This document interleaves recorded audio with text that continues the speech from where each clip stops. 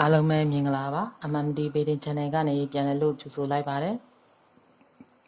်ဒီကနေ့မှာတော့ခုနှစ်ကဏ္ဍပိုင်ရှင်များအတွက်ဇယလက္ခဏာပြုမှုများစီးပွားရေးအခြေရေးအိမ်အောင်ရေးကျန်းမာရေးဘဝကညမမိဘရမကဏ္ဍများနဲ့ပတ်သက်ပြီးဟောကြားပေးသွားပါမယ်ကျွန်မကတော့ဆရာမအမြတ်သူဖြစ်ပါတယ်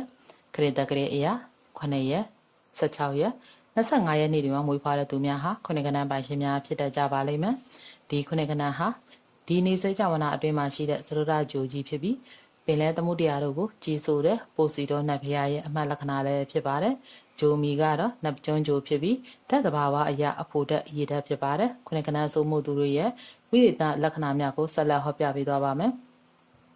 ခုနှစ်ကဏ္ဍဆိုမှုသူတွေရဲ့ဇေယလက္ခဏာအနေနဲ့ကတော့၎င်းတို့ဟာစိတ်ကူးဉာဏ်ကုမျိုးမှုအားကောင်းပြီးတည်ထွင်ဖန်တီးတတ်တဲ့ပါရမီအစွမ်းအစများပါလာသူများဖြစ်တတ်ကြပါလိမ့်မယ်အတွေ့အခေါ်ပိုင်းမှာမြင်မာပြီးအနာဂတ်ကိုကြိုတင်ခံမှန်းနိုင်တဲ့စွမ်းအားတတ္တိမျိုးမသိတဲ့စွမ်းအားမျိုးမွေးရပါလာတတ်သူများဖြစ်ကြပါလိမ့်မယ်သူတို့ရဲ့ပင်ကိုယ်တဘာဝကိုကရန်ဖန်ရန်ကအလွန်အပြင်းကြီးပြီးစလုပ်ဖို့အခက်တွေ့တတ်ပြီမယ်လန်းစားရပြီးအလုံးစတင်ပြီးဆိုရင်လည်းထမင်းမိဟင်းမိလုံကင်နိုင်တတ်ကြပါလိမ့်မယ်လုံလဲလုံနိုင်စွမ်းရှိကြပါလိမ့်မယ်ခုနေကဏ္ဍပိုင်ဆိုသူများရဲ့ထူးခြားချက်ကတော့ထူးခြားစမ်းကြယ်တဲ့ပညာရများကိုအလွန်စိတ်ဝင်စားတတ်ကြပြီးသိပ္ပံပညာရောဝိဇ္ဇာပညာပါဗတ်စုံထူးချွန်တတ်ကြပါလိမ့်မယ်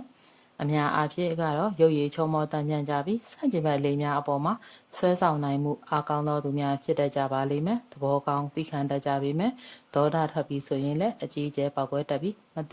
းမထင်မှတ်ပဲလက်ပါတဲ့အထိဖြစ်တတ်ကြပါလိမ့်မယ်ထူးခြားတဲ့အချက်ကတော့သူတို့ဟာပရာလောကစိတ်နယ်လွန်လောကများနဲ့တနည်းမဟုတ်တနည်းနည်းနဲ့အဆက်တွဲရှိတတ်ကြပါလိမ့်မယ်ထူးဆန်းတဲ့အချက်ကတော့အိမ်မက်များထူးဆန်းတဲ့အိမ်မက်များလမ်းပြမှုများကိုမကြာခဏတွေ့ဆုံခံစားရသူများဖြစ်တတ်ကြပါလိမ့်မယ်ခုနှစ်ကဏ္ဍဆိုးမှုသူများရဲ့စီးပွားရေးအလောက်အကိုင်အနေနဲ့ကတော့၎င်းတို့ဟာစီးပွားရေးလောက်ကိုင်ရမှာငွေကြေးဥစ္စာနဲ့အတတ်ပညာကိုပြိုင်တူလူချင်းသူများလိလာသူများဖြစ်တတ်ကြပါလိမ့်မယ်ခုနှစ်ကဏ္ဍဆိုးမှုသူများဟာဘဝတစ်လျှောက်လုံးမှာလေလာစူးစမ်းရှာဖွေတင်ယူတတ်သူများဖြစ်တတ်ကြပါလိမ့်မယ်၎င်းတို့ဟာမိမိမွေးရမြေထက်ရေချမ်းမြေချတိုင်းပါမှာနေထိုင်ရတတ်တဲ့ကံကြမ္မာမျိုးပါလာတတ်ကြပါလိမ့်မယ်ခုနှစ်ကဏ္ဍဆိုမှုသူများဟာခရီးသွားလာမှုဆိုင်ရာလုပ်ငန်းများပင်လယ်ရေကြောင်းနဲ့ပတ်သက်သောလုပ်ငန်းများစီးပညာစစ်ဘက်ဆိုင်ရာနဲ့ပတ်သက်သောလုပ်ငန်းများပင်လယ်ထွက်ပစ္စည်းများထုတ်လုပ်ရောင်းဝယ်ခြင်းတိုင်းရင်းစီနိုင်ငံခြားစီဖော်ထုတ်ရောင်းဝယ်ခြင်းအနံ့ဆူးရှားတဲ့အရေးများဖြစ်တဲ့အရက်ရေမွေးဓာတုဗေဒဆိုင်ရာအရေးများထုတ်လုပ်ရောင်းချခြင်းနက္ခတ်ဗေဒနဲ့နက္ခတ်ဗေဒပညာနဲ့ဂမယပညာရပ်များစုံတော်လုပ်ငန်းစာရေးဆရာတရုပ်ဆောင်ရုပ်ရှင်တရုပ်ဆောင်အဆိုကျော်မော်ဒယ်လုပ်ငန်းများဖြင့်အထူးအောင်မြင်တတ်ကြပါလိမ့်မယ်ခုနှစ်ကဏ္ဍဆိုမှုသူများရဲ့အခြေရေးအိမ်အောင်ရေးအနေနဲ့ကတော့ခုနှစ်ကဏ္ဍသမားများဟာတင်ကောင်းရင်ကြုံမဆိုးပါဆိုတဲ့လူစားမင်းများဖြစ်တတ်ပါလိမ့်မယ်ခွဲခြားပြပါဦးမယ်25ရက်နေ့မှာဝေဖွားသူများဖြစ်ရင်တော့လိန်စိတ်ဆန္ဒများတက်ပြီးတော့သစ္စာတည်ကြည်မှုနဲ့တက်ကြတော့လေကျန်9ရက်16ရက်နေ့မှာဝေဖွားသူများကတော့အိမ်အောင်ဘက်အပေါ်မှာအလွန်ချစ်ခင်မြန်လို့သူများတက်ကြပါလိမ့်မယ်ခုနှစ်ကဏ္ဍဝေဖွားသူများရဲ့ကျမ်းမာရေးအနေနဲ့ကတော့၎င်းတို့ဟာအများအပြည့်ကျမ်းမာရေးကောင်းမွန်တက်ကြပါလိမ့်မယ်အနေနဲ့အများဖြစ်တဲ့ဝေဒနာများကတော့အစာအိမ်အသေးနှလုံးအုံနောက်အာရုံကြောနဲ့သက်ဆိုင်တဲ့ဝေဒနာများစိတ်ပိုင်းဆိုင်ရာမတည်ငြိမ်မှုအထူးသဖြင့်စိတ်ချောက်ချခြင်းကြောင့်ဖြစ်တတ်တဲ့ဝေဒနာဟာ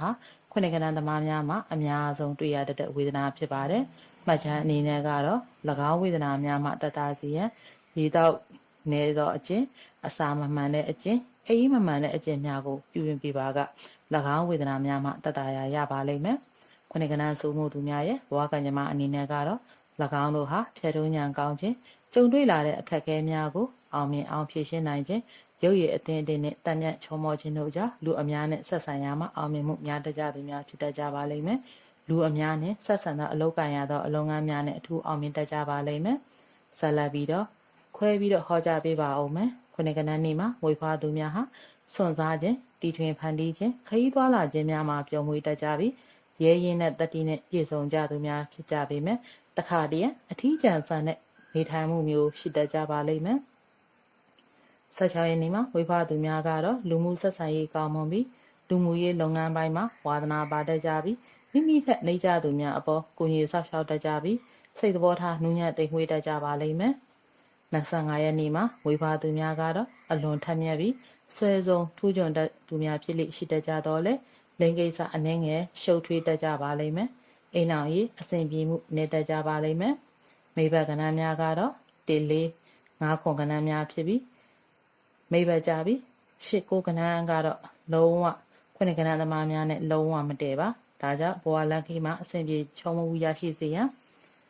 ခုနှစ်ကဏ္ဍပိုင်ရှင်များဟာမိမိနဲ့တည့်တဲ့ကဏ္ဍဝေးဖွားသူများနဲ့ပေါင်းသင်းဆက်ဆံခြင်းထို့နံပါတ်များများပါတဲ့အိမ်နံပါတ်ကားနံပါတ်များကိုရွေးချယ်ခြင်းအရေးကြီးကိစ္စများလှုပ်ဆောင်ရန်နေ့ရက်များအတွက်မိဘကဏ္ဍများကိုရွေးချယ်ခြင်းဖြင့်ကောင်းကျိုးများပုံမူရရှိနိုင်ပါလိမ့်မယ်ခုနှစ်ကဏ္ဍပိုင်ရှင်များအတွက်ဟောကြားခဲ့တာဖြစ်ပါတယ်ခုနှစ်ကဏ္ဍပိုင်ရှင်များဘဝမှာအဆအအရာရာအစဉ်ပြေကြပါစေစိတ်ချမ်းသာခြင်းကိုယ်ရည်ကျန်းမာခြင်းမင်္ဂလာအပေါင်းနဲ့ပြည့်စုံပြီးအသက်ထက်ဆုံးဘဝမှာအေးအေးချမ်းချမ်းနဲ့ပျော်ရွှင်နေနိုင်ကြပါစေ။